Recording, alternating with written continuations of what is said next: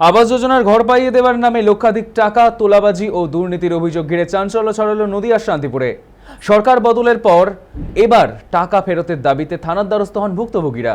অভিযোগের তীর শান্তিপুর পুরসভার ১ নম্বর ওয়ার্ডের প্রাক্তন তৃণমূল কাউন্সিলর বিশ্বব্রত ঘোষের বিরুদ্ধে। অভিযোগ, ২০১৫ সালে আবাস যোজনার ঘর পাইয়ে দেওয়ার আশ্বাস দিয়ে এলাকার অন্তত ২ উপভোক্তার কাছ থেকে মোটা অঙ্কের টাকা নেওয়া হয়। এক ভুক্তভোগীর দাবি, ঘরের টাকা পাওয়ার আগে তার ব্যাংক অ্যাকাউন্টে ২৫,০০০ টাকা রাখতে বলা হয়। পরে কাউন্সিলর ঘনিষ্ঠ এক ব্যক্তি ব্যাংকের পাসবই ও নগদ টাকা নিয়ে যান। অভিযোগ, সেই পাসবই আর ফেরত দেওয়া হয়নি। ভুক্তভোগীদের আরও দাবি, পরবর্তীতে সরকারি টাকা অ্যাকাউন্টে এলে কাউন্সিলর নিজেই এক ঠিকাদারকে দিয়ে বাড়ি নির্মাণের কাজ করান। নিম্নমানের সামগ্রী ব্যবহার করা হয় এবং সরকারি নিয়ম মেনেও ঘর তৈরি হয়নি বলে অভিযোগ।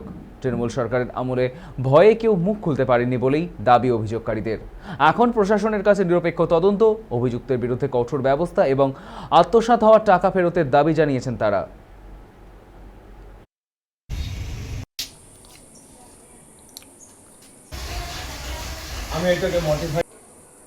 যখন এই আবাস যোজনার ঘর স্যাংশন হয় তখন আমাদের কমিশনার বলে কি যে আপনার হলো ব্যাংকের বইতে ২৫,০০০ টাকা রাখতে হবে।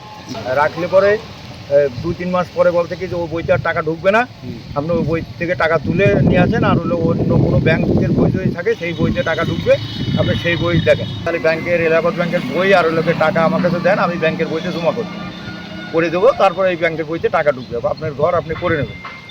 এবার তারপরে সেই ব্যাংকের বইতে তো ওই এলাহাবাদ ব্যাংকের বইটা আর বই আমাকে দেয়নি।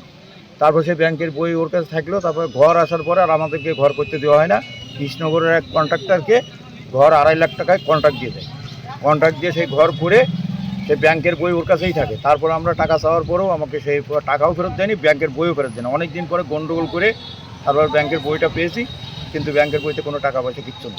যতবার ব্যাংকের বই ওই ব্যাংকে টাকা ঢুকেছে ততবার একটা করে ফর্ম নিয়ে দিয়ে আমাদেরকে সই করাইছে।